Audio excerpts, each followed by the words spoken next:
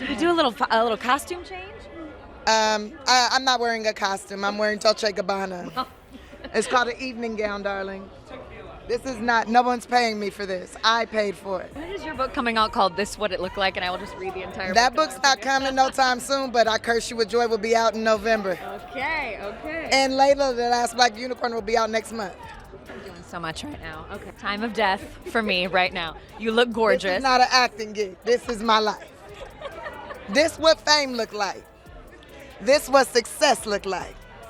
This what money look like. What happens when you call Tiffany Haddish's red carpet look a costume? You get schooled, that's what. At the Oscars, one reporter learned the hard way that success isn't a costume you put on. Tiffany set him straight, this is my life. This is what success looks like. Boom, want to see more comedians shutting down disrespectful interviewers? You're in the right place. We've got a whole lineup of quick-witted comebacks that'll make you cheer. Before we move on, I'd like to ask you a small favor. If you appreciate this content, please take a second to like this video and subscribe to the channel. Over 98% of you watch the videos without subscribing. It costs you nothing, but it makes a huge difference to us. So did you click the subscribe button? Great, thank you so much. Now back to the video. Shane Gillis walked into that podcast studio thinking he was just there to promote his new special. Little did he know, he was about to get a front row seat to some seriously messed up humor. The hosts were on a roll, cracking jokes left and right, but things took a weird turn real quick. So my guy's nice. By the way, that's wow. These guys are awesome. Yeah, they're having fun. Yeah, for you guys to sit here and be like, wait a minute, let's bring it up and mock them. That's up, dude. I'm not being a victim. I'm saying the jokes you're doing is not. It's not like. It's not PC. That's not cool. You know what's really great? Triggering. You're making fun of these guys. These Down syndrome dudes putting out TikTok videos. I love Schultz What are and you Epiphanies. talking about? Schultz Epiphanies are my favorite. Yo, He repeats his statement and he's like, that's crazy though.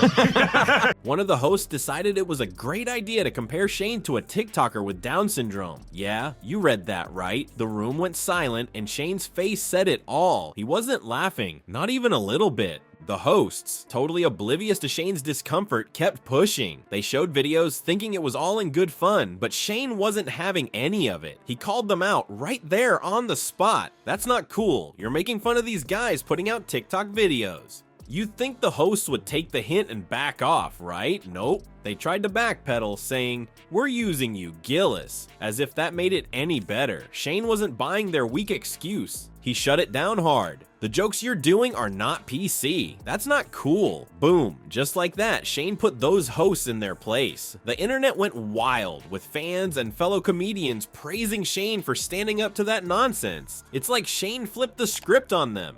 Here they were thinking they could get away with punching down, and Shane wasn't having it. He showed that being a comedian doesn't mean you have to laugh at every joke, especially when it's at someone else's expense. The whole thing got people talking. Yep. Newly, I don't want to. You were already famous, but now you're famous for a good reason. The right reason. The right reason. Newly viral sensation Shane Gillis is in the building. Everybody, welcome to Flagrant 2. It's your boy Schultz. I'm here with Akash Singh. Today we are joined by one of my favorite comics working today.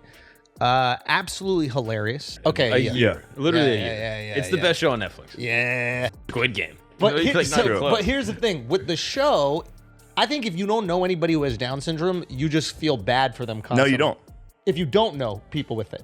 When did comedy become an excuse to be straight up mean? Shane proved that you can be funny without crossing that line. He didn't need to make fun of people with disabilities to get laughs. What's even crazier is that the hosts thought Shane would be cool with it. They figured, hey, this guy's edgy, he'll love this. But Shane showed them that there's a big difference between edgy comedy and just being a jerk. Tiffany Haddish rolled up to the Oscars looking like $1,000,000. She was rocking a stunning Dolce & Gabbana gown, ready to slay the red carpet. But little did she know, she was about to face the most clueless reporter in Hollywood history. Picture this. Tiffany's all smiles, feeling herself in that killer dress. She's probably thinking about all the selfies she's gonna take with A-listers later. Then this reporter opens their mouth, and out comes the dumbest question ever. Did we do a little costume change? Hold up. Did they just call Tiffany's designer gown a costume? Like she's some kid playing dress up at a birthday party? Here's the thing. I'm from Chicago. And you out here with no shoes on? This is warm weather to me. I know, it's hot out here to you, right? Okay. I'm just, trying to accomplish a lot of things before 50. What are you doing? Well, I'm wondering You out something. here with no shoes on, I'm jealous.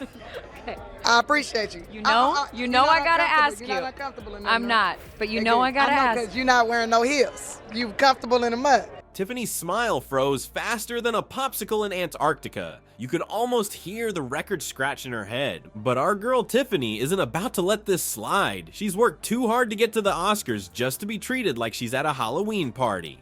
Time for a little lesson in fashion and respect. With the grace of a queen and the wit of a comedian, Tiffany laid it down. I'm not wearing a costume. I'm wearing Dolce & Gabbana. It's called an evening gown, darling. Boom. The reporter's face turned redder than a tomato at a ketchup convention. But Tiffany wasn't done schooling this clueless journalist. She hit him with the 1-2 punch. This is my life. This is what success looks like. This is what money looks like. Mic drop, curtain call, game over. As Tiffany strutted away, head held high, you could almost hear the collective ooh from everyone watching. She didn't just shut down that reporter, she gave a masterclass in standing up for yourself.